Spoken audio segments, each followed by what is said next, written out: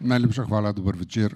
Moje ime je Ervin Hladnik Milhačič, jaz delam kot novinar pri Dnevniku v Ljubljani. Aleksandar Hemon dela kot pisatelj v Ameriki in kot predavatelj na Princetonu. Danes se bova pogovarjala o knjigi Tole ni zate, zadnjem prevodu Irene Duša za Gogo, in bomo naredili malo lingvističnega kaosa. Midva se bo pogovarjala v bosanščini, kar pomeni, da bo Hemon govoril v bosanščini. Ti to znaš? Ok. Jaz bom govoril... Nabadam. Jaz bom govoril v par približnih izvedbah tega jezika. Bo pa prevod v slovenščino, če ima kdo težave s tem.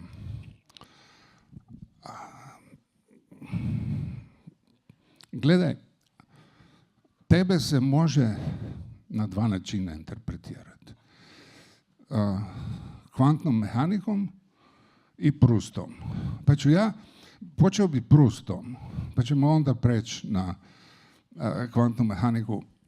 Ova knjiga je nevjerovatno zbunjujuća u svojoj ljepoti, jer ti počniješ kao Proust, samo što on umaka madlence u čaj, a ti na trećoj stranici, ja mislim, upadneš u govna iz kojih te izvuče tvoj ded.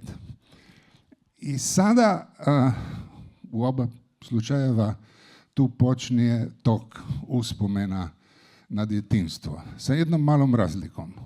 Što kod Prousta imaš osjećaj da su uspomene fantastične, a da je više manje, barem kontekst, izmišljen. To što si ti napravio, uzeo si uspomene i jako šturo deskribirao samo ono što se desilo. Pustio si nam kostur svojih uspomena i nisi ga ispunio time što si vješt. Mislim, godinama si učio kako se piše roman, ostavio si nas bez toga, a ipak si nekako napravio priču koju ne možemo završiti. I sad, pitanje je, šta si tu napravio? Ti si napisao uspomene na svoje djetinjstvo bez konteksta kojeg mi znamo, jer barem čitaoci moje generacije znao šta se desilo kasnije. Znamo koje su zgrade koje ti ovako pominješ usput, ali to ostavljaš nekome drugome. Zašto tako? Prvo, dobro večer svima i hvala vam što ste došli i što ste me gostili ovdje. Hvala Ervinu što me poredi s Proustom. Ja ću doći u svaki grad, u svakom trenutku, ako neko obeća da će da me poredi sa Proustom u prvoj rečenici. Tako da... Ma nisam ja to izmislio, pročitaj knjigu. Ne mogu sad da čitam. Ja volim Prousta jako i Proust, počevši od Madlene, napiše onda 1.000.000 riječi u 10 tomova ganjanja izgubljenog vremena. A moja najstarije sjećanje, kao što Ervin ukazao, da sam ja na selu kod bake pao u jamu iza štale koja je bila puna govana i da je moje najstarije sjećanje nije taj pad, nego trenutak kad se ja probudio, jer ja se umalo nisam utopio i moj stric, deda je, me umiva, poliva moje lice iz limene šolje, poliva moje lice hladnom vodom iz limene šolje i pere mi lice. Taj moment je moje najstarije sjećanje. Znam da je najstarije jer u istoriji moje porodice to je bilo u takozvanoj staroj kući, na starom kućištu, onda su u neke godine, dakle mene je bilo oko 4-5 godina u tom trenutku, onda su preselili u novu kuću. I sad ima tu razlika između Madlene i Balege, ali isto tako jedna od razlika, sad ja moram sam sebe da poredim sa Proustom, je to da Proust je briljantan, ali njegova čitava konstrukcija zavisi od neke vrste društvene stabilnosti. Svi njegovi likovi su dio buržoaske kulture koja traje već nekoliko godina, ili baronese ili kontese i šta ja znam, koji imaju svoju istoriju koja traje tokom te čitave knjige, iako ima kako bi rekao, problem sa Prvim svjetskim ratom, on je negdje na marginama tog života koji oni vode. I dakle, postoji taj kontinuitet i za svega toga postoji izvjesna stabilnost, strukturalna stvarnost u kojoj on živi. Dakle, ono što je teško da se iz svega toga iščupa je to izgubljeno vrijeme, ali sve ostalo je tu i ostaje tu. I onda njegov je pristup to da napiše knjigu, zato što je njegovo vjerovanje, i knjiga je dokaz tome, da se to izgubljeno vrijeme, ti trenuci, mogu sadržati samo u umjetničkom djelu, a njemu umjetničko djelo je katedrala, kao što je potres za izgubljeno vremeno. I on treba mu 20 godina to da napiše. U mojoj knjizi, pošto ja imam očigledno drugačije iskustvo, i mnogi od nas ovdje, ako su iz Bosne, čak ako nisu iz Bosne, moj vozač koji me vozio iz Graca sa aerodroma u Ljubljanu, kad sam dolazio ovdje, koji je Bosanac, rekao mi je da je po njegovoj procjeni 65% Slovenaca su Bosanci. On to jako od oka vidio, 2/3. Tako da mnogi ovdje, ja pretpostavljam, statistički razumiju tu situaciju, a mislim i Slovenci, da je bila neka stvarnost koju smo mi zvali Jugoslavija, kakav god je bio politički profil i odnos prema tome, bila je to relativno stabilna stvarnost, barem par generacija, mojim roditeljima, na primjer. To je izgledalo kao nešto što je dovoljno stabilno da kroz to prolazi i obrazuju se i, ne znam, prave vikendice, uzimaju kredite i zamišljaju kako će te vikendice ostaviti u nasljedstvu svoje djeci, meni i moje sestre. I onda se ta stvarnost raspala, zapravo eksplodirala. Zbog čega kao dio našeg poimanja te prošlosti, odnosno naše veze s tom prošlošću, sve nakon toga izgleda na izvjestan način fragmentirano. Sjećanja su fragmentirana, jer nema te strukture stvarnosti kao kod Prusta ili u nekim drugim stabilnim društvima ili pisma i stabilnih društava, taj kontinuitet koji te fragmente drži na okupu, to su skele koje sve to drže kao dio neke koherentne cjeline, kao neki entitet koji postoji nezavisno od istorije, nezavisno od lične situacije. Tako da u svemu što ja radim, na izvjestan način konceptualno, početna tačka su fragmenti. I onda je pitanje u kojoj se mjeri ti fragmenti mogu sastaviti u neku koherentnu, narativnu ili umjetničku cjelinu. U ovoj knjizi Ervin je govorio o pozadini koju mi znamo.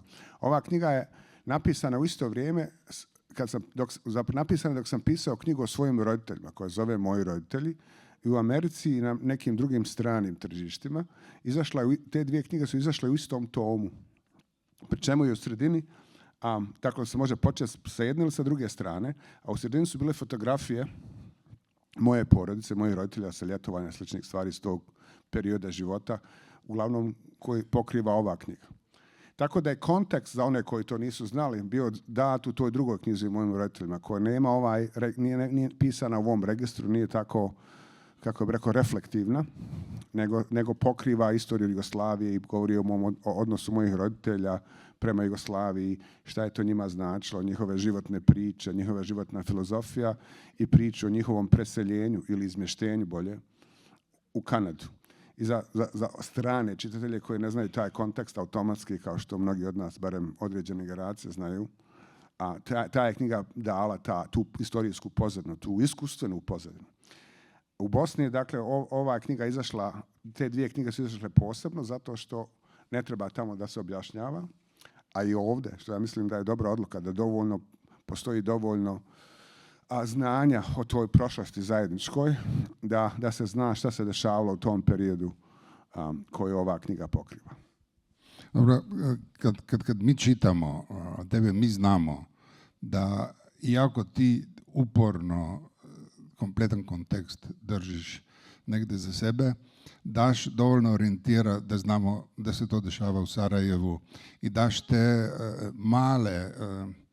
male ideje o imenima, recimo, tvoji komšije, prijatelji Mirza, Mustafa, da se to dešava u nekom multietničkom, multikulturnoj zajednici, recimo. I sad od te zajednice se, kad je počeo rat, stvorio mit. Dakle, mi smo non stop čuli o tom gradu gdje zvoni naše zvonovi hrišćanstva, gdje muezin u isto vrijeme zove na molitve, na klanjanje, gdje šofar Jevreja otvara šabat i gdje iznad mene Srbin, pored mene Hrvat i tako dalje, svi živimo zajedno. Eto. I to je mit o Sarajevu. Sad, ono što je imao mogućnost da tamo živim u uslovima koji su bili malo komplikovani, ja sam razmišljao uvijek da li postoji to Sarajevo ili postoji samo mit o tom Sarajevu. Sad, kad ja čitam, ja znam da čitam rad američkog pisca 21. stoljeća koji je prešao jednu kompletnu povijest destrukcije miljeja iz kojeg je izašao kao pisac i on njemu piše. I nekako teško zamišljam da je tu postojala neka idealna situacija, ali iz ove knjige je barem u fragmentima, kao što sve ostalo, jasno da postoji želja za tim društvom i uspomina na nešto što možda i nije bio realno. Dakle, kad govorimo o mitu o Sarajevu, ono kojeg volimo, te filmova kojeg smo vidjeli, muzike, humora, top liste nadrealista, je li to stvarno postojalo? Jesi ti od tada izašao? Jesi to živio? Ja sam. Mislim, to je vrlo zanimljivo pitanje. To je bila stvarnost, ali nije možda bila jedina stvarnost. Ili barem nije bila to je bila stvarnost koja je bila u prvom planu, bile su neke druge stvarnosti. Istorija je komplikovana. Svi mi koji znamo istoriju Jugoslavije ili istoriju Slovenije, znamo da su na ovim prostorima djelovali istovremeno i fašisti i antifašisti. Da su djelovali, još uvijek djeluju rasisti i antirasisti. Da su djelovali progresivni i reakcionarni ljudi. I da je ta dijalektika istorijska je stalno na djelu. Dakle, nikad nigdje nije bila samo jedna stvar. I u tom smislu Sarajevo je također to bio fakat. Međutim, bio je, odnosno dio stvarnosti. Ja nisam pisao o Mirzi i Mustafi zato što je trebala bude neka etnička reprezentacija u knjizi, nego zato što su to zaista bili moji prijatelji. I zato što mi smo znali da su, mislim, moja porodica, ja smo naravno znali da nije ista vjera u pozadini, ali njihove porodice nisu slavile te vjerske praznike, niti je vjera ili taj identitet bio dovoljno važan da proizvede bilo kakvu buku, da kažem, ili bilo kakve probleme u komunikaciji i igranju. Dijelom je to bila, jer smo odrastali u ideologiji socijalizma gdje je važna stavka bila bratstvo i jedinstvo. Na tome se naročito insistiralo u Bosni i Hercegovini, naročito u Sarajevu. Ali isto tako istina da je Sarajevo uvijek bilo miješano na različite načine. Prije tih ratova bile su različite dijelovi grada, Latinluk, gdje su živjeli kršćani, pa je bila Čaršija gdje su živjeli muslimani, pa je bio Mejtas gdje su živjeli Jevreji, ali svi su se sretali u tom nekom javnom gradskom prostoru. Tako gradovi funkcionišu. Tako gradovi funkcionišu u Americi, na bilo kojem drugom mjestu. Dakle, imaju neki razlike, mogu biti klasne, naravno. Bogat svijet živi tamo, a ovi žive ovdje, siromašni. U tom smislu, u svakom gradu, ne govorimo sad o državi Bosne i Hercegovine ili Jugoslaviji, postoje istovremeno paralelne stvarnosti. Dakle, ja sam živio u Čikagu 26 godina i tamo ima dijelova grada koja su, ajde da kažemo, jednorasna i kojima operišu drugačiji zakonski i drugi uzusi, gdje policija se ponaša drugačije i gdje investiranje u infrastrukturi se drugačije tretira, da kažemo. A onda ima neki drugi dijelovi grada gdje žive bogat svijet i gdje policija brani njihove privilegije i tako dalje. Ali u svemu tome postoje javni prostori gdje se ljudi iz svih tih dijelova grada susreću i komuniciraju i onda zaljubljuju i razmjenjuju iskustva, razgovaraju, svađaju se, tuku se i tako dalje. Dakle, društvo je uvijek, ako je društvo uopšte, ako nije apsolutno jedno nacionalno, ja ne mogu da zamislim gdje je to takvo društvo, postoji se ako nije geografski izolovano, negdje u šumi ili u planinama, uvijek postoji taj kontakt između ljudi. Što znači da uvijek postoji mogućnost da se prevaziđu te razlike, barem teoretski. I to se u Sarajevu desilo zbog toga što je uvijek tako bilo, zbog toga što je bratstvo i jedinstvo bilo važno u Sarajevu i zbog toga što je bio taj period, da kažemo, obnove, izgradnje i napretka kad je u Sarajevu i Bosni stvorila srednja klasa. I moji roditelji koji su se rođeni u kućama sa zemljanim podom, se obrazovali u socijalističkoj Jugoslaviji i onda smo imali vikendice na kraju svega toga. Je to onda sve propalo. U 2 generacije moji roditelji su prešli put od sirotinje seoske do srednje klase. Na nivou srednje klase se organizuje, mislim, nije ovo sad ovo marksistička klasna teorija, se ima mogućnost za drugu vrstu solidarnosti. Dakle, Mirza i Mustafa su manje više isto bili iz porodica srednje klase. Mi smo išli iz te škole, imali smo para za ploče, pa smo onda slušali ploče zajedno, pa strane, i išli smo na kurseve engleskog, jer je bilo javno obrazovanje, su roditelji imali para za kurseve, i onda je bilo neko zajedničko iskustvo koje je bilo odvojeno od korijena ili religije ili etničke pozadine i tako dalje. I tako društva funkcionišu. Što se tiče mita, svaki grad na svijetu ima neku mit o sebi. Grad kao kulturni prostor reprodukuje priču o sebi za one koji dolaze u grad i za one koji žive u gradu. New York ima čitava industrija mitologije o New Yorku. Dakle, od New Yorkera do, ne znam, klubova, do turista koji autobusima obilaze mjesta koja su igrala ulogu u onoj seriji Seinfeld, koja je potpuno nikakve veze sa životom u New Yorku. I to gradovi rade. To, mislim, jedna od, ajde da kažemo, kulturnih ponuda svakog ozbiljnijeg grada. Berlin također, u kojem ja živim ove godine. A da ne govorimo o Parizu. Pariz je reklama za samog sebe. Mislim. Eiffelov toranj, Louvre, ovo ono, ali svako malo se pale automobili na ulicama. Da, gledaj, obećali smo kvantnu mehaniku. Nemoj bez kvantne mehanike da ovo prođu. Hoću, pazi. Jedna od postolja indeterminizma je da onaj mali dijelčić subatomski, kad ga ti šalješ kroz ploču koja ima 2 rupe, može istovremeno ići kroz obje rupe i ostaviti trag na drugoj strani. Ja tebe tako čitam. Mislim, znaš, ono, ti si... Ne, kao oni mali delčić koji ostavlja trag. Jer ti si izašao iz ovog Sarajeva za kojeg ja želio bih vjerovati, znaš, da to postoji barem u sjećanju, ali nisam baš siguran. Za New York sam siguran da postoji. Mislim. Ali ono što si ti napravio da si iz toga ušao kroz 2 rupe i ostavljaš trag kao Bosanac u bosanskom jeziku i engleskom jeziku, i sad se ovo dvoje prevodi na sve jezike svijeta. Dakle, i tamo stvara baš ove nepredvidljive situacije o kojima je Heisinger pisao. I sada kada čitamo, to nije za, ovo tole ni za te, ovo nije za tebe.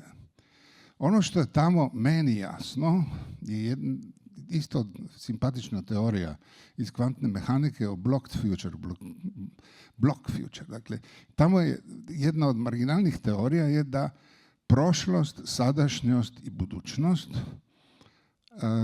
postoje zajedno. Dakle, i da bi se budućnost već desila i, dakle, mi smo tu praktički već mrtvi. Okay. Ali čitajući ovo, ja vidim da ti pišeš o situaciji koja će, ja već znam što će se desiti. Mislim, meni je kompletna budućnost jasna, jer sam je živio. A ti pišeš kao da te budućnosti, da nisi svjestan da se sve ono što se imalo desiti već desilo. Je li to legitimno čitanje ove knjige? Jer si ti znao šta će se desiti? Jesi barem slutio? Pa kad mi je bilo, ova knjiga manje više pokriva period do 12. ili 13. godine i tad naravno nisam znao, bilo je potpuno nezamislivo svima, a kamoli meni koji me to nije me zanimalo kao takva. Moja budućnost je bila, ne znam, ponedjeljak kad dobivam džeparac, pa idem da kupim ploče u grad i to čitava onaj putešestvije tramvajem, kupiš ploču, ideš na ćevape, pa ideš na halvu posle. Mislim, za djecu naravno budućnost operiše drugačije, zamišljanje mogućih ishoda u nekom trenutku koji je udaljen od ovog trenutka. I ono što, kako bih rekao, formalni problem u pisanju ove knjige, što je mene uvijek zanimalo je naracija u prošlom vremenu, to je sjećanje, što znači da se istovremeno mogu zauzeti dvije pozicije. Onog dječaka koji ima, 9 ili 10 ili 4 ili 12 godina u tekstu i ovoga koji sada se toga sjeća. I tako sjećanje funkcioniše. Svako sjećanje sadrži barem dva subjekta, onog prošlog i onog sadašnjeg. I onda mi smo u stanju ili smo barem skloni tome da povežemo ta dva subjekta u istu osobu, ali to ne mora nužno da bude narativno govoreći. Ali to ne mora uvijek da bude ista osoba. Dakle, ako mi sebe zamislimo da sam ja posljedica svih svojih postupaka i odluka i iskustava iz prošlosti, onda je sve ovo dovelo do ovog kakav sam ja. Ali ali to se komplikuje ako usred tog života, usred tog kontinuiteta ima neki rez, kao što je rez izmještenja ili rata ili nekog društvenog kolapsa. Jer onda ono što se desi u tom slučaju je da se život prepolovi, barem, ako ima ih još, onda može se podijeli na više dijelova, na ono prije i ono poslije. I u proporciji sa traumom koju to donosi, to prije je nedostupnije. Dakle, tome se ne može vratiti ni na koji način. Što znači da onda sva ta sjećanja na izvjesnom nivou izgledaju nestvarnija. Dakle, teže ih je potvrditi. Ima izvjestan aspekt sjećanja u nekom, ajde da kažemo, kontinuiranom društvu. Dakle, ako ti pokušaš da se sjetiš nečega što se desilo 1974. a živiš u gradu još uvijek u kojem se živi u 1974. i tvoj drug iz 1974. živi dole preko puta na drugoj strani i onda ti s njim ili s njom možeš da se konsultiraš. Sjećaš se ti šta se desilo 1974. A to znači da ta kontinuirana stvarnost operiše u oba smjera, u budućnosti i u prošlosti. U kom slučaju prošlost, sadašnjost i budućnost u svjesnom smislu mogu da budu na istom mjestu. Na sličan način možemo u toj stabilnoj stvarnosti, nepromjenljivoj, ili barem izgleda nepromjenljivo, možemo da zamislimo neku budućnost. Ali ako se taj kontinuitet stvarnosti polomi, ako se prekine, onda ta prošlost izgleda ne samo nestvarnije, nego izgleda kao nešto što mislim, može lako izgleda nešto što je kao posljedica nostalgičnih operacija ili barem operacije da se sačuvaju ta sjećanja, jer ako ja zaboravim ovo, onda se toga niko nikad neće sjetiti. I neke od tih sjećanja, većina tih sjećanja, jedan od kriterija koji sam ja pisao su stvari kojih se samo ja sjećam. Knjiga počinje iskustvom koje sam ja podijelio sa svojom sestrom razbijanja tanjira iza hotela i posuđa, ali ona se toga jasno sjeća i nikad nije zaboravila i to je jedno od naših iskustava koje nas veže, jedno od mnogih. Ali dobar dio tih sjećanja ja se sjećam, a niko se drugi ne sjeća i onda se dovodi u pitanje, može se dovodi u pitanje da li sam ja sebi to iskonstruisao kao priču koja sebi stalno pričam i ako to ja sam uradio, zašto sam to uradio? A onda ima dodatna komplikacija, kao što si ti to već spomenuo, da se sve to dešava, da se sve to desilo u drugom jeziku, da ja to pišem na engleskom, a onda se sad to prevodi na slovenski i mnoge druge jezike. I tu ima dobru situaciju. Mi ovo čitamo u slovenščini, u sjajnom prevodu Irene Duša. Znači, mi smo ponosni kao narod prevodioca, da su naši prevodi puno bolji od originala. Mislim, Duša, draga. Bolje se čitaju, važi i za tebe i za Prusta, mislim, oboje je sjajno napravljeno. Dođem još par puta i pišem na slovenačku. Apsolutno. Pa to bi bio red. Mislim, iako je, pazi, to je bistveno teža operacija kao što izgleda preći iz bosanščine na engleski. Malo je Bosanaca koji su prešli iz bosanščine na slovenački. Pa nema potrebe kad su 2/3 Bosanci. Pa svi znamo neki jezik, da. Ali pretpostavljamo da je ovo tu da je sve izmiješano, jel? Jer ono što si ti nama dao je taj put iz Bosne u Ameriku i transformacija koju smo pratili preko The Question of Bruno, The Lazarus Project i tako da tebe u velikog američkog pista. Onda smo gledali kako je to moguće, kako se to izvede, ti si to objasnio tamo fino. A ono što počeo si već kao, kako da kažem, multilateralna ličnost, ne znam, kao kompozit, ono što pretpostavljamo da je Bosna bila, barem u našoj percepciji. I onda si ušao u zemlju koja je stvorena na tome da apsorbira sve što je moguće, što nađe na svijetu, nekako preradi i onda plasira kao univerzalnu vrijednost i američku kulturu. I ti si sad dio toga, ti si dio američke kulture. Jer u sebi osjećaš tu ideju da ono što radiš, znaš da ovo nije bosanski roman, nego da je roman i basta. Kao što kad ideš u kino, kad čitaš, gledaš francuski film, ili gledaš njemački film, slovenački film. A kad ideš gledati američki film, ideš u kino. Dakle, jer je ovo je univerzalna vrijednost. Jel? I sad si ti nama to. Ti si nama američka kultura. I kako možeš sebe da nam objasniš? Šta si u tom? Mješavina čega si? Jer pretpostavljamo da jesi. Da nisi čist, recimo. Pa ne daj Bože da sam čist. Pa mislim, prvo ja sam jedan od onih mješanaca prije, pošto sa očeve strane moja porodica je govorila, još uvijek govori priča ukrajinski, bio mali broj Ukrajinaca u Bosni i Hercegovini na popisu iz 1991. bilo je 5.000 Ukrajinaca u Bosni i Hercegovini, od koji su, ja bih rekao, 2.000 bili moja rodbina. I oni su bili koncentrisani tamo u Ukrajini oko Prnjavora i Banja Luke, Prijedora i tako dalje. A prije toga oni su došli iz zapadne Ukrajine, tadašnje Galicije, provincije Austro-Ugarske imperije, i preselili su u Bosnu unutar granica te imperije. Ali tamo su isto bili miješani, tako da je moja baba Mihaljina, njen otac bio Poljak i oni su tada to nije bilo normalno i tradicionalno, to znači da su sinovi bili Poljaci, a ćerke su bile Ukrajinke. I ona je miješala poljski i ukrajinski, što ja nisam znao dok nisam otišao u Ukrajinu. Jednom mi pričao tim jezikom koji sam od babe naučio, ovi su rekli to su poljske riječi, ti pričaš neki dijalekt nepostojeći. I dakle oni dođu onda u Bosnu i tu u Prnjavoru gdje je tada živjelo 16 nacija. Moj otac je tvrdio da je bio japanski krojač i to je onda bilo 17 nacija. Kad je krojač umro, onda je bilo 16 nacija. Dakle, u Prnjavu. Bili su Njemci, Bohemijanci, to je Česi i Rusi i svakojaki. A onda povrh svih onih nacija koje su kao stoljećima žive u Bosni i Hercegovini. I onda, sa majčine strane su Bosanci, 1/1, s ove strane Drine su uvijek živjeli, svi su Bosanci, partizanska porodica.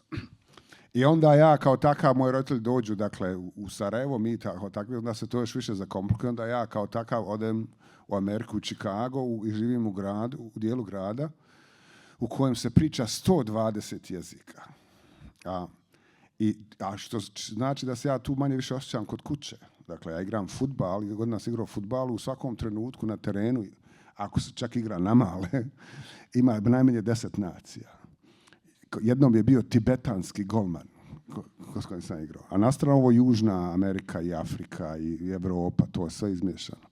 I onda su ljude zvali na terenu rekao nije mogao zapamtiti ili razgovoriti ta imena, nego svakog su zvali po zemlji s kojeg su dolazili. Onda Kolumbija dodaje loptu i Bosna vrati se u odbranu.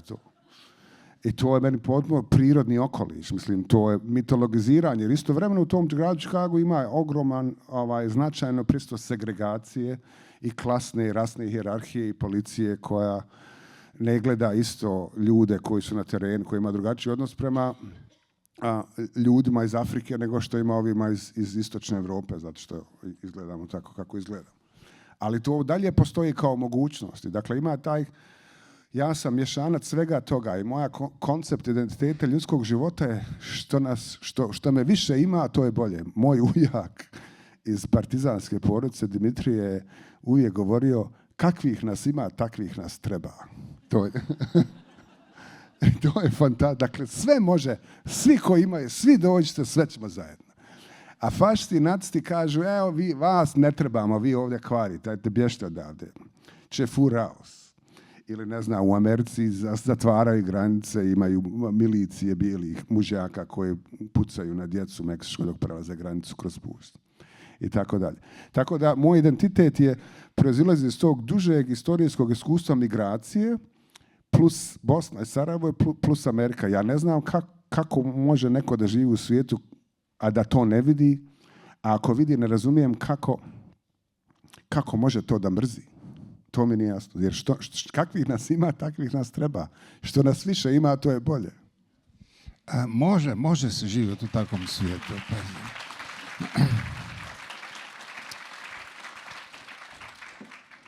Sad je vrijeme da podijelimo jednu malu avanturu od prekjuče.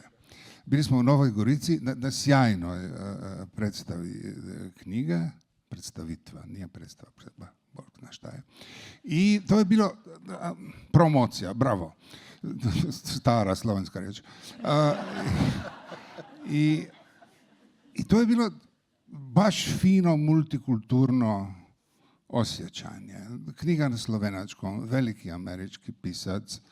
Nas dvoje govorimo bosanski, 2 prevodioca prevode na slovenački i na talijanski, jer smo na granici, tu su došli Italijani. Svi živimo zajedno, ovo je Europska prestolnica kulture. Dakle, živjela Amerika. Dakle, svi otvoren prostor, svi razumemo sve. I onda kad smo završili, imao sam tu briljantnu ideju da pokažem Hemonu grad preko granice koje nema, koje se ne vidi. Jel? Ajmo preko Italije, mislim, ja samo imamo kilometar da idemo. Mislim, tu. Idemo po Erjavčevi prema postaji. Nema granice, ja sam očekivao da ćemo preći. Jel? I tamo plava svjetla, policija, di Stato, ovdje je državna policija, ne lokalna, karabinjeri u crnim uniformama sa crnim autima i negdje vjerovatno i tank, šta ja znam, jer je Giorgia Meloni stavila vojsku na granicu. I sad mi idemo tamo i mene kad pređem granicu u Novoj Gorici, i ako ima policija ili ako nema, hvata me panika. Znam da sam nešto loše učinio. I dođemo tamo i dođe karabinjer sa akcentom iz Kalabrije, dokumenti prego. I ja sad uzimam ličnu kartu, Jedrt koja je sjedila zadi daje svoju, brzo automatski, i ona je živjela u Jugoslaviji. A Hemon, koji je kozmopolit, kaže, ja nemam dokumenata. Ostavio sam ih u Ljubljani.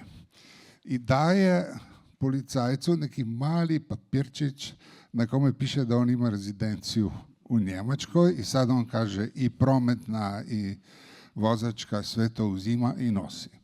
I sad ja tu razmišljam kako dobra situacija. Znaš, mi multikulturni, obrazovani ljudi, ja trgovac bijelim robom, pored mene bijela roba sjedi. Ja pišem broj svoje žene da joj javi da sam uhapšen. I na kraju oni nas puste. Jel? Ovo je reality check. Mislim, ovo jeste svijet u kojem mi stvarno živimo ovih dana. Jer tebi jasno šta se desilo? Šta se desilo za ove romantike gdje smo svi prelazili sve i čekali budućnost koji će svi problemi biti razriješeni i zaboravili na komplikacije iz Bosne i Hercegovine?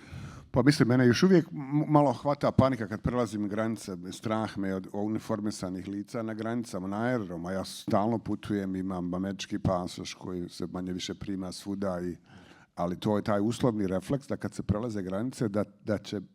Dakle, na svakoj granici postoji mogućnost da ćete isključiti iz zemlje u kojoj hoćeš da uđeš, uključujući vlastitu zemlju.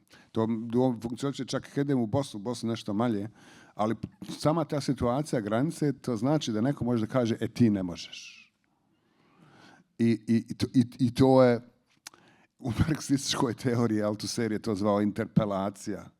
Moment u kojem moć ti daje identitet, moć te pravi subjektom te moći. Kao što njegov je primjer bio kad ideš ulicom, a policajac ti vikne, ti, i ti se onda okreneš. Jer policajac ima moć da te zovne, a ti ne možeš da zovneš policajca. Dakle, ta odnos moći subjekta je jednosmjeran. I na granici se to uvijek dešava. Oni mogu da odluče iz nekog razloga, to se još nije desilo umalo tamo u Novoj Gorici, ali u svakom trenutku mogu odluče, ti ne možeš. A ja sam privilegovan, dakle ja sam legitiman, legalan, ne švercujem puno droga, samo za ličnu upotrebu i to. Ali oni su, i izgledam tako kako izgledam, dakle vjerovatno je da me neće staviti u logor i poslati nazad brodom u Libiju. Ali svejedno, to znači da u tom trenutku tvoja ljudska vrijednost je umanjena, odnosno postoji samo u odnosu na poziciju te moći. I ja nema razlije da je taj kalabrijski graničar nešto loš čovjek, ali u tom trenutku šta god on odluči, mi moramo o tome da se povinujemo. I to je ponižavajuća situacija. Dakle, ja sam privilegovan, a osjećam to, a zamislimo ljude koji idu pješke iz Afganistana i prolaze kroz to svaki dan, svaki minut. Da u svakom trenutku neko može da kaže ti raus. I to je strašna situacija. Mislim, ja znam da postoje zakoni, države, sve to, disciplina, državna organizacija, infrastrukture, sve to. Na ljudskom nivou to je užas. To je užas. Ja ne mogu, pošto su u mojoj porodičnoj istoriji i državnoj istoriji u Bosni 1/4 bosanskog stanovništva predratnog je izmještena.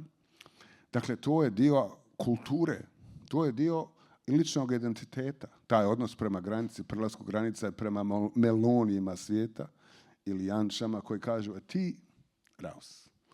I to je ono, ako se ičim neko može boriti književnošću i pisanjem ili muzikom, protiv toga se ja borim. Pazi, jer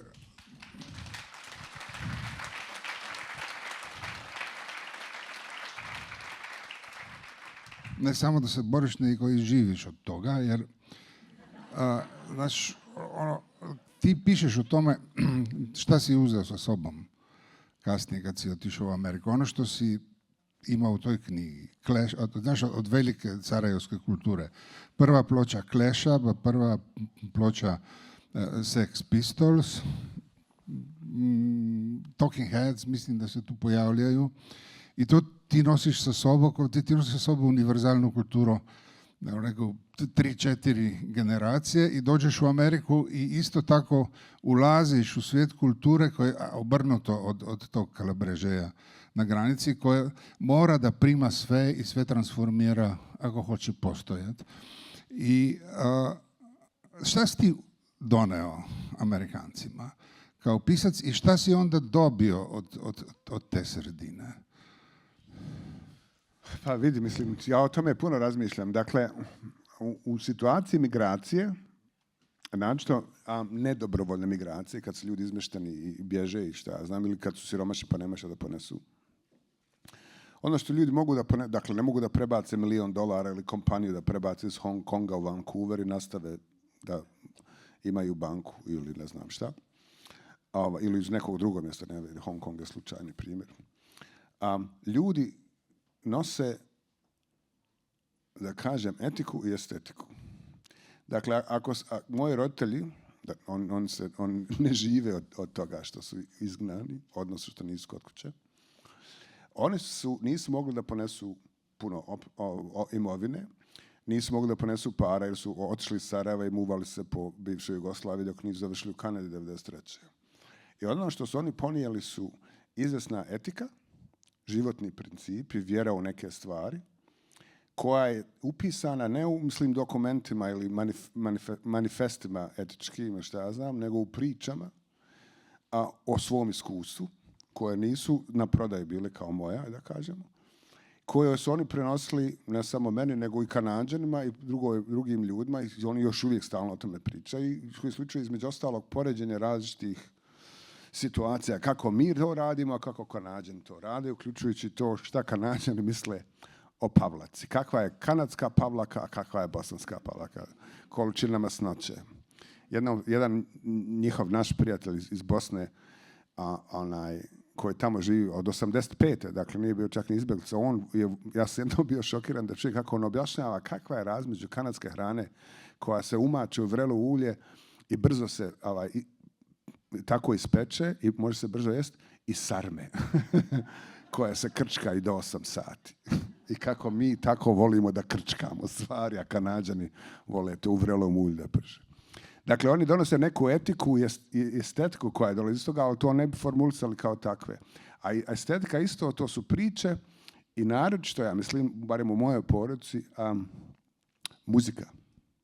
Dakle, kad se moja ukrajinska porodica, koja je manje više sad je se čitava preselila u Kanadu, moj rođak Ivan je donio 2 sveske pune pjesama. On je svirao harmoniku u kulturnom umjetničkom društvu Taras Ševčenko u Banja Luci i svirao isto tako na svadbama, Tezge radio, i on je imao 2 sveske pune pjesama, ove za svadbe, to su dakle tekst i akordi, Kani suzo izdajice to, i ukrajinske pjesme koji su moja familija donijela iz Ukrajine prije 120 godina sad. I to je njima bio identitetski marker i oni su to donijeli u Kanadu. I za tu generaciju to američki filmovi ili Talking Heads nisu toliko bili važni kao organizacija iskustva ili model organizacije iskustva, ali oni su to sa sobom donijeli. I sad kad sam došao u Ameriku, ja sam odmah kupio manje više sabrana dijela Milesa Davisa, jer on je umro u decembru, u jesen 1991. A ja sam tamo stigao u januaru 1992. Jer me je to bilo to, ja sam mislio da tu postoji, mislim još uvijek postoji neka srodnost. Ali sam isto tako donio ovu sposobnost da pričam dugo i naširoko o iskustvima moje porodice i moje migracije, o Sarajevu i sve to one utjecaje koje su implicitni, koje ja mogu da formulišem i u knjigama i sebi i drugima. Dakle, izvjesni senzibilitet, da kažem. To ne znači da ja sad imam neku suštinu koja je nepromjenljiva, ali ja sam to donio i donio sam svoje viđenje američke kulture iz pozicije Bosne, koji se promijenio u Americi na različite načine. I ta migracija je proces promjene, kako god da se okrene. Ako su ljudi traumatizirani, onda oni odbijaju da se promijene, jer je ta osjećaj da su drugačiji nego što su nekad bili je aspekt te traume. A iz nekog razloga, a glavni razlog je to što sam našao način da ja o svemu tome pišem na jeziku koji je novi, ja volim što se sve to promijenilo. Dakle, ja sam donio neke stvari, neke su stvari promijenile, neke sam nove stvari naučio, uključujući da pišem na engleskom, i sad sam ja kombinacija svih tih stvari, a ne samo jedna stvar. To isto znači da ja sam Amerikanac i američki pisac, ali nisam samo to. A nisam samo ni bosanski pisac, niti samo Bosanac, nego ta kombinacija koja je više od zbira dijelova. Da, ali ako možemo podijeliti to kako jedno srećanje u Chicagu, koje je meni jako drago. Ja sam te upoznao u Sarajevu, tamo krajem 80-ih, kao Sašu, urednika u Danima, gdje si sjedao sa Pečaninom i nekom jako simpatičnim društvom pisaca. I bio si malo poznatljivi od drugih, prepoznatljivi recimo, jer si imao neku anegdotu sa naci punk aferom u Sarajevu, gdje ti se činilo da pošto su Slovenci imali nešto sa naci punkom, da bi bilo to dobro imati i u Sarajevu, samo što u Sarajevu ova politička policija bila puno ozbiljnija nego ovdje u Ljubljani, pa je to imalo nekih konsekvencij. Ali ja sam tebe znao kao Sašu, jel? I koji piše kolumne za časopis. I onda su počeli da se dešava povijest i zaboravio tebe. Dok me, ja mislim 15 godina, čak i više godina kasnije nije zvala urednica književnih listova, jednog priloga časopisa za kojeg sam radio, i kaže, napravi intervju sa Aleksandrom Hemonom. Pa ko je Aleksandar Hemon? Kaže, to je jedan američki pisac koji je sada popularan, piše kratke priče i neki roman je napisao. Onda sam se sjetio da sam nešto čitao u New Yorku, pa sam rekao, ok, ćemo to napraviti. Pa sam našao e-mail i pisao pismo. Dear sir, my name is Ervin Hladnik. I'm a journalist from Slovenia. I would like to request an interview. I on meni odgovori, gospodine, sve u redu, dođite u Sarajevo. Ne u Sarajevo, nego u Chicago, naći ćemo se na Navy Pieru. Ja tamo dođem i čekam, da dođem pola sata ranije, svakako. I sad dođe Saša, kaže, Ervine. Ja pogledam, Saša. I onda počnemo da pričamo i onda kaže sam, ja sam tu došao, znaš, da se sastanem sa jednim američkim piscem, Aleksandrom Hammonom. I on meni kaže, ja sam Aleksandar Hammond. I pazi, ja sam malo šokova doživio u životu, ali ovo je, ti si Hammond? Ti pišeš za New Yorker? A ja se vučem iz New Yorka u Chicago da radim intervju sa tome. Nije logično. Dakle, ali pazi, ova transformacija je bila, mislim, ti možeš tu pričat u tom stilu u kome opisuješ i u ovoj knjigi. Self-deprecation je anglosaksonski termin koji je neprevodiv na slovenački. Duša je ovo prevela kao samozaničevanje, ali to je prejaka riječ. Mislim, to je ono da sebe ne uzimaš baš ozbiljno, ali ono što se ispred mene pojavio se velik američki pisac, mislim.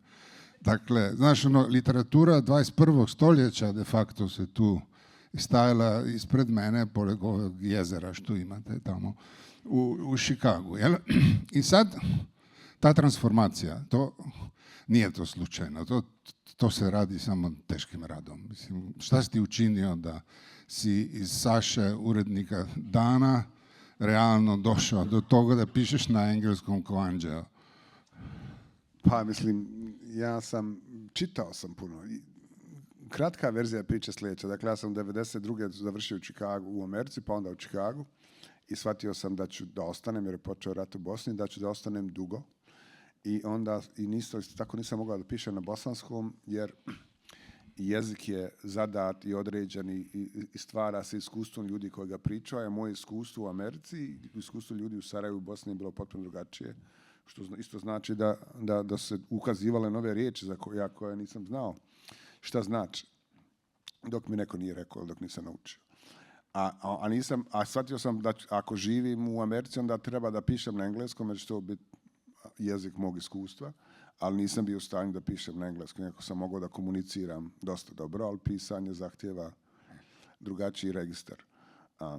I barem ono što ja hoću da pišem, preciznost. Kad pričaš s nekim, onda pitaš kako se ono kaže nešto. Znaš, i onda ali to se ne može u pisanju, barem u književnom pisanju. I onda sam ja odlučio da je jedini način da čitam puno na engleskom. Iz nekog razloga sam ja sebi zadao dao rok od 5 godina da se osposobim da napišem objavljivu priču na engleskom koja se može objaviti. I onda sam radio razne poslove, od kojih je najbolji za taj projekat, ali bio jako težak, je bio, radio sam za Greenpeace, gdje sam išao od vrata do vrata i nagovarao ljude na engleskom da postanu članovi Greenpeace-a i da daju financijske neke priloge Greenpeace-u, kako bi Greenpeace mogao da djeluje po tome. To znači sam ja pričao sa Amerikancima stalno i ne Amerikancima, ali na engleskom. Ali čitao sam stalno, čitao vrijeme na engleskom, knjige koje sam čitao u prijevodu na srpsko-hrvatski ili hrvatsko-srpski i čitao ih ponovno na engleskom, onda i nove knjige koje nisam prije čitao, onda sam bilježio riječi, tražio ih po riječniku i nekad i po 10 puta. I onda sam kao dio tog projekta uzeo veliki kredit, mislim to izgledalo ogroman tada, za školovanje koje još uvijek otplaćujem, da idem na postdiplomski iz engleske književnosti na Northwestern University u Chicagu. Sa namjerom da čitam. Dakle, ne da budem profesor, nego da čitam. I onda to je bio magistarski program, i ja sam imao namjeru do doktorskog programa da bi još više čitao. I onda sam, dakle, čitao tako i počeo da pišem akademske radove, eseje na engleskom pod prisilom ovog postdiplomskog programa. I onda kad sam završio magistrat, ja sam htio da se prijavim na doktorat na tom istom Northwestern univerzitetu. Samo sam stavio na 45 minuta. To je zato što sam me nazvao anđelom, Bog se javlja. Vidit ćeš sad. Ali da skratim, dakle, ja sam mislio da ću me primiti na doktorski program, to je bilo nakon 3 godine nakon što sam ja sebi zadao taj rok, ali oni su meni uopšte nije palo na pamet da je to moguće, oni su mene odbili. I nisu me pustili u taj program. I ja sam onda iz tog očaja, nisam znao što da radim, jer čitav taj plan koji sam imao je propao, onda sam je napisao priču na englesku. Jer šta ima? Nema se više šta izgubiti. Audacity of Despair.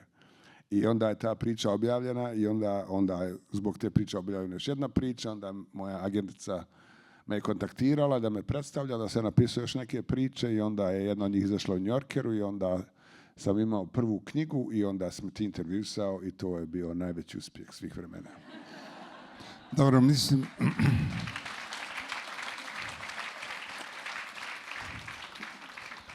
Ovo nije bio Bog, nego moj telefon, što je prilično isto, ali koji je samo nam rekao da smo govorili 45 minuta, da trebamo polako. Jer će prevodioc da se umori i on. Znaš, mislim da sam razumio što ti pričaš. Dakle, ako hoćeš postati veliki američki pisac, prva trebaš pasti u govna.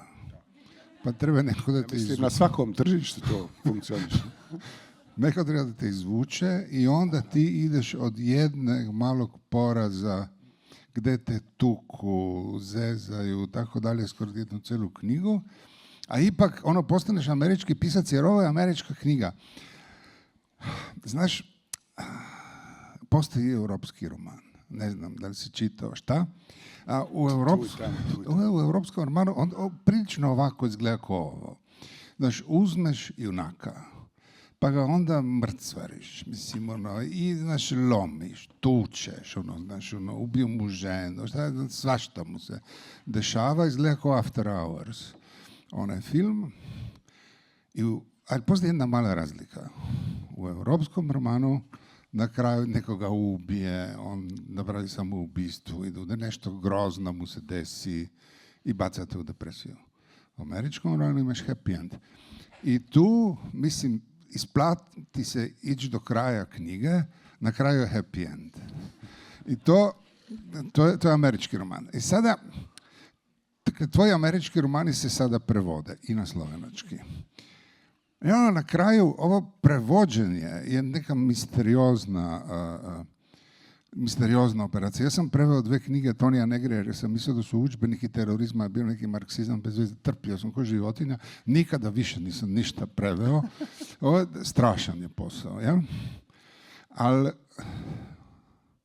sada, kad ti vidiš svoje prevode, ako razumiješ, i sebe si preveo na engleski, kakva je to operacija? Šta dobijaš? Šta gubiš? Pa mislim, prijevod je, prevodioci književni, a svaki drugi su junaci, heroji književnosti. Bez njih čitav koncept književnosti kao ljudske operacije ne postoji. Bez njih svaka je književnost nacionalna i provincijalna. I samo oni koji mogu da čitaju jezik na kojem je napisano, mogu da čitaju te knjige. To je nezamislivo jer nikad nije bilo da se književnost nije prevodila. Ovako ili onako. I ja mislim, Robert Frost, američki pjesnik koji je bio malo konzervativan, on rekao poezija je ono što se izgubi u prijevodu. I naravno nešto se izgubi u prijevodu jer kad bi se pjesma recimo sa jednog jezika mogla prevesti na drugi jezik, a da svaka riječ ima potpuno isto značenje u tom drugom jeziku kao i u prvom, onda bi ta 2 jezika bili isti jezik, onda to ne bilo prevođenje. Dakle, prevođenje je uvijek obogaćivanje originalnog teksta, ili barem ima taj potencijal. I zbog toga je Brodski, koji je se bavio prevođenjem i završio u Americi također, je rekao poezija ono što se dobiva prevođenjem.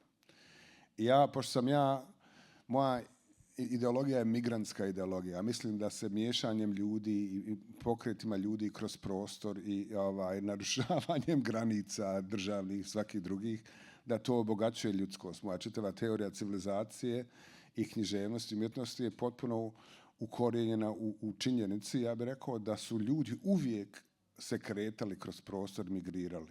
Dakle, uključujući genetski, mi smo potomci 7 afričkih majki i njihovih potomaka koji su prije 27 ili 30.000 godina krenuli pješke iz Afrike i proširili se po svijetu i eliminisali neandertalce i druge. I to znači da prevođenje je zapravo kretanje u jeziku, migracija u jeziku, iz jednog jezika u drugi i onda u treći i tako dalje. Postoji koncept u lingvistici koji se zove, to smo isto pričali u Novoj Gorici, to je najbolje mjesto se priča, i to dolazi iz italijanskog, makaronični jezik, od riječi makaroni.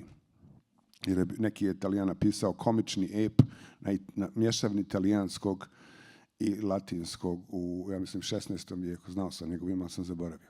A to je svaki jezički iskaz se može napisati makaroničnim u koji se upotrebljavaju 2 ili više jezika. To je situacija poznata svakome koji ili živi u višejezičnoj zajednici, kao što je recimo Nova Gorica, ili je emigrirao iz jednog jezika, iz jednog mjesta u drugo. Dakle, svaka imigrantska porodica upotrebljava to na različite načine. Moja baba Mihaljina je pričala makaronično, poljski i ukrajinski, a onda je došla u Bosnu pa je dodala još bosanske riječi i onda se zapravo pričala 3 jezika istovremeno, odnosno mješavno 3 jezika. Bosanci koji žive na stranstvu, čija su djeca rođena ili odrasla u toj novoj zemlji, pričaju sa svojom djecom mješavno 3 jezika.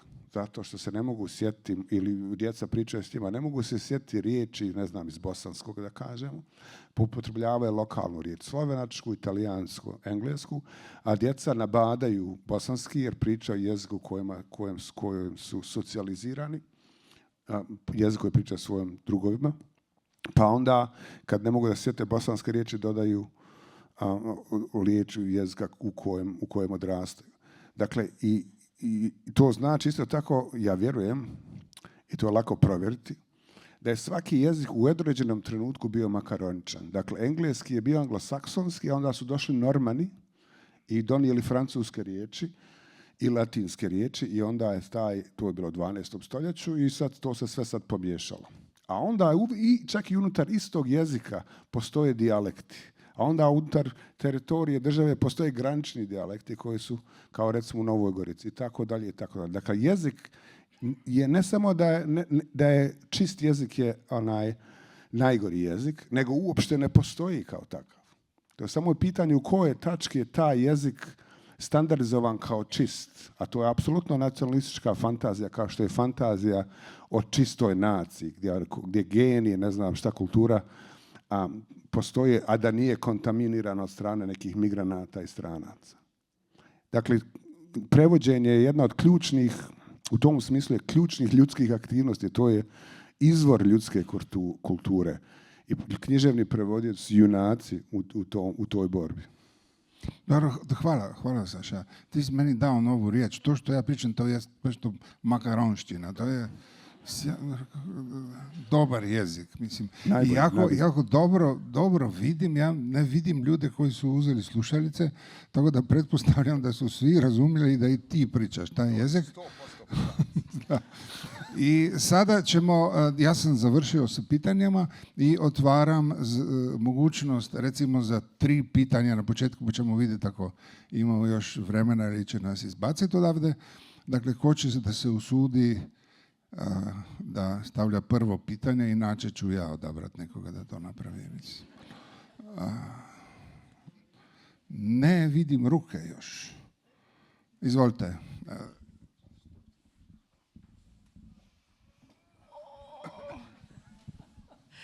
Dobar dan, dobro večer. Barica je moje ime. Ono što sam htjela pitati je, ništa nismo čuli o vašoj muzici, pa bi vas pitala na koji način ove dvije vaše aktivnosti, ako mogu tako reći, komuniciraju i na koji način možda su jedna drugo izazov ili možda nešto treće. Hvala vam na tom pitanju. Dakle, ja se prije nekoliko godina počeo baviti produciranjem muzike, elektronske muzike, pod glavni utjecaj je elektronska plesna muzika. I to se desilo u pandemiji zato što ja sam pod stresom postanem hipomaničan, još više navijen. Jedan od mogućih reakcija na stres je hipomanija, druga je, ne znam, depresija ili neizvjesna vrsta paralize. Sve su one legitimne, psihološki govoreći, ali ja sam takav. I ne samo to, nego odjednom se otvorili okeani vremena jer moja svačija karijera, poslovna karijera je završena ako zahtijeva putovanje, turneje, ovakvi događaji su bili potpuno nemogući. I onda sam ja shvatio da ću poluditi ako nešto ne budem radio i muzika je bila prva na redu. Ja sam uvijek slušao muziku, nekad sam imao bend, imam razna mišljenja o muzici i slušam svakojake vrste muzike. I onda sam počeo da produciram muziku i počeo sam da pitam zašto imam takav poriv da ovo radim. Jer ja u nekom trenutku sam bio potpuno opsjednut time i još uvijek sam. I jedna od stvari je bila, koju sam shvatio, je to da je to nekakav utopijski projekat koji je zasnovan na mogućnosti zajedničkog iskustva i zajedničke radosti. U ljudskoj istoriji ljudskosti ili čovječanstva, da su glavne upotrebe muzike su tradicionalno, sve ostalo su derivacije toga je molitva, gdje se nekom duhovnom entitetu neko lično obraća, ili kolektivno, ali upućeno prema nekom drugom, a druga je ples. I svaka kultura na svijetu ima muziku, bez obzira na stepen razvoja, i svaka kultura je u nekom trenutku upotrebljavala muziku za jednu od te dvije stvari. I ne da ja sebe analiziram na taj način, ali sam shvatio da je moj poriv bio komunikacija sa tim nekim entitetom koji nije bio prisutan u tom trenutku, ali taj entitet nije bio Bog ili transcendentalna neka kategorija, nego drugi ljudi. Jer ja sam obsesivno zamišljao situaciju u kojoj ja i moji prijatelji, neki ljudi i onda potpuni stranci, plešu zajedno u nekoj budućnosti kad se završi pandemija. Isto tako to se dešavalo u 20. godine, dakle prije izbora američkih, kad su Amerika je gorila između 6. januara i do kraja godine prije toga, to zapravo je bilo na ivici revolucije. Takav je osjećaj bio, a usred toga svega pandemija.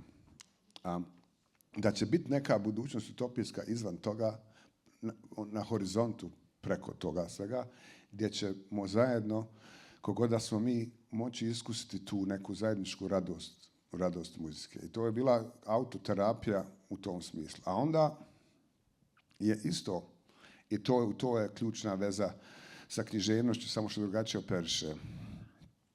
Imam teoriju o vrijednosti moći djelovanja u ljudskih bića. Mi imamo biološku potrebu da imamo osjećaj da možemo da djelujemo i donosimo odluke u vlastitom životu. I svi ovi imigranti koji idu brodovima i utapaju se, pokušavaju da prijeđu granice i tako dalje, je zapravo logika svega toga da se oni kreću u pravcu prostora u kojem misle da će imati veću moć djelovanja i bit će u stanju da donese odluke o vlastitom životu ili životu svoje djece. A u situacijama kao što je rat ili ne znam, biti na brodu tamo ili, kako bi rekao, društvenog kolapsa ili autoritativnog režima, pojedinci ili skupine ljudi koji nisu politički organizovane imaju smanjenu moć djelovanja ili potpuno ukinutu moć djelovanja. Ako je neko pod opsadom ne može da odluči kako da ide od jedne tačke do druge zbog snajpera, to je smanjena moć djelovanja. Ali onda se to kompenzira na izvjestan način narativno, na primjer. Ljudi pričaju priče u kojima mogu da prevrednuju i da donosu odluke o značenju vlastitih akcija i značenju drugih, što recimo u Sarajevu postoji čitav žanr viceva koji se dešavaju. Pričani su i rade se i bave se opsadom. Zato što nije to samo perverzni crni sarajevski humor, nego da je bio način da se iz tog iskustva, da se tom iskustvu nekako promijeni vrijednost, što je izraz nekakve, barem simboličke moći djelovanja. I ja kad pišem te knjige, to znači svaka riječ, svaka rečenica je jedna mala odluka koja ima nekakve posljedice, ne velike posljedice u svijetu, čak u mom životu, ali mi daje u tom ograničenom domenu, malom domenu, osjećanje da ja imam neku moć djelovanja, da sam sebi našao domen u kojem moje odluke mogu da rezultiraju u nečemu, da iz ničega stvore nešto. I sad ovo je počelo ni iz čega i sad je to nešto. Sad mi pričamo o svemu tome i imamo neko zajedničko iskustvo kojega ćemo se sjećati. I muzika je isto tako, produkcija muzike, ja ništa nisam znao. Ja sam znao nekoliko akorda i još uvijek znam iste akorde, ali sam naučio kako da upravljam softver i kako donosim te odluke i u toj relativno očajnoj situaciji pandemije i trumpizma, ja sam u svojoj kancelariji na Princetonu, u zgradi u kojoj sam ja bio jedini barem godinu dana. Ja sam sjedio u toj kancelariji i donosio sitne, beznačajne odluke. Mislio, jednog dana možda nekome će ovo učiniti malo nekakve radosti. I to me je hranilo, zbog toga sam uspio da preživim. Pa dobro, šta je s vama Bosancima da pisci prave muziku? Ne samo ti, nego Bure je sada snimio ploču.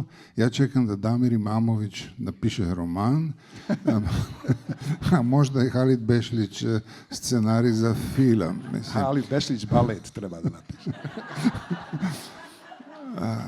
Dobro. A tamo je... Izvolite.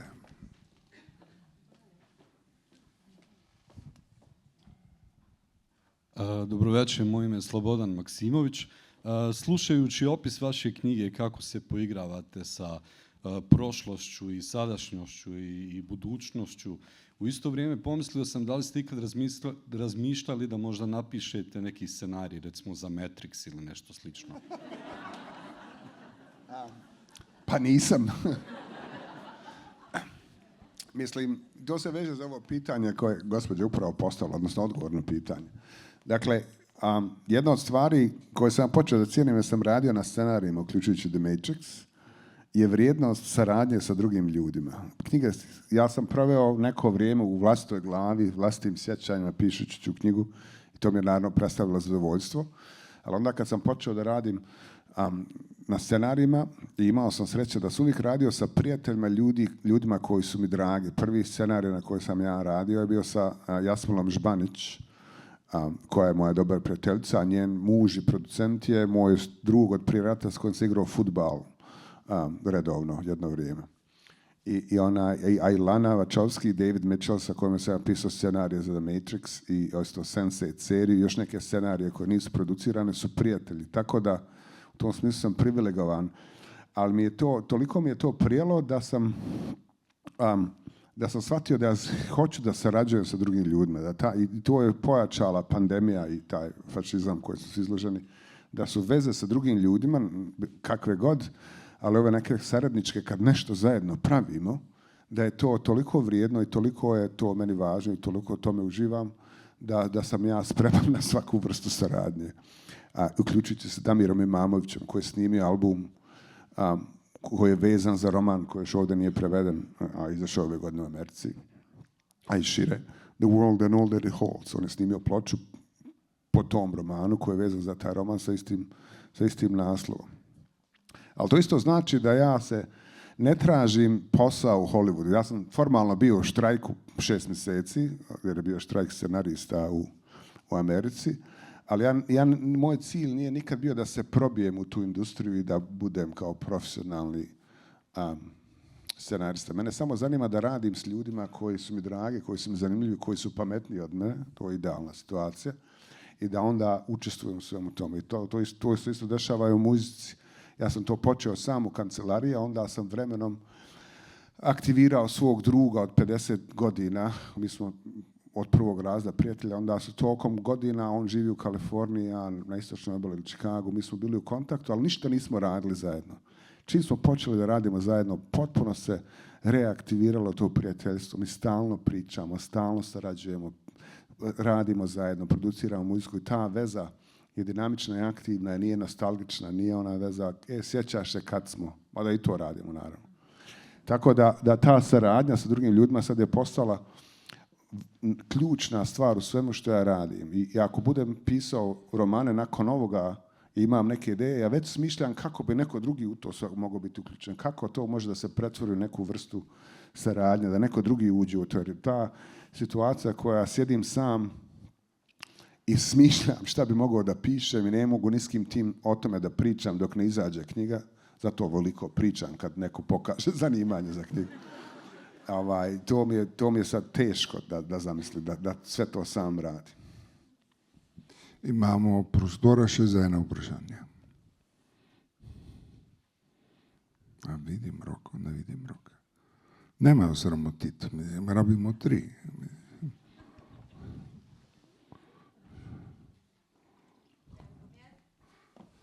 Izvolite.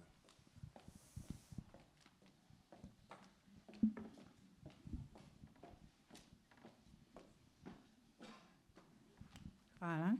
Dobar večer. Dobro večer, ja sam Adriana Kuče i postavit ću pitanje samo zato da bismo imali ta 3 pitanja.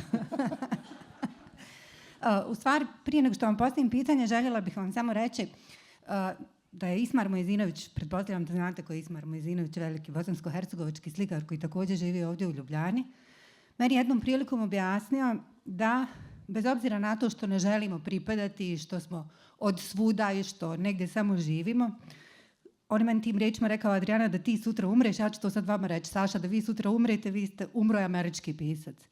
Tako to nekako treba vjerovatno. Da ne umrem, shvatiti. Da se ne svađamo. Htjela sam vas upitati, kad govorite bosanski jezik, osjeti se neki utjecaj engleskog jezika? U načinu kako izgovarate određene riječi, u ritmu. Jel pokušavate ikada pisati na bosanskom jeziku? Pa ja sam godinama pisao na bosanskom jeziku, kolumne, imam 3 knjige kolumni i onda sam to prestao iz nekog razloga, ali mislim na stranu korespondencije sa prijateljima i tako dalje, neke verzije scenarija sa Jasminom koje su pisali, prve verzije scenarija sve bile na bosanskom. I neke stvari piskaram na bosanskom, ali ovu književnost uglavnom isključivo pišem na engleskom, ali to ne znači da neću ili ne mogu da pišem na nekom drugom jeziku. Ja mislim da moj bosanski možda pod utjecajem engleskog, ali isto tako moj engleski pod utjecajem bosanskim zapravo ima taj neki hibridni, u gramatici postoje ideja deep structures, kao da su svi jezici strukturalno isti na nekom nivou, bez obzira kako koji se jezik priča. Dakle, da japanski, bosanski i engleski djeca već imaju spremno, to je ideja Noama Chomskog, da su strukture u mozgu već biološki zadate i da su posude spremne da prime jezik i onda kojem god jeziku su izloženi, onda se te posude napune tim jezikom, a oni su na određenom nivou identični strukturalno. I meni se to, ja mislim to možda je besmisleno u smislu psiholingvistike, ali imam osjećaj da su moje sad posude napunjene sa oba jezika i da je to na izvjesnom, u toj nekoj dubokoj strukturi, deep structure, da su treći jezik. A na stranu to što su jedan i drugi jezik suštinski makaronični, dakle svi ti jezici iz drugih, ja hodam po Ljubljani, maltretima jedrt, jer sve čitam na glas na slovenačkom. Rdeče vino i tako dalje. Svaki natpis ja progovorim na slovenačkom. Hvala. Zato što me taj jezik, da napunim još u te posude, da ima da se preliva. Pripeljali smo do konca ta pogovor. Namenjen je bil promociji knjige Tole ni zate Aleksandra Hemona v prevodu Irene Duša. Knjigo lahko kupite nekje v tem prostoru in avtor jo bo z veseljem podpisal, zdaj, ko smo končali. To je bil Aleksandar Hemon, veliki pisec našega časa, a great writer of our time. Hvala, Irina. Hvala svim.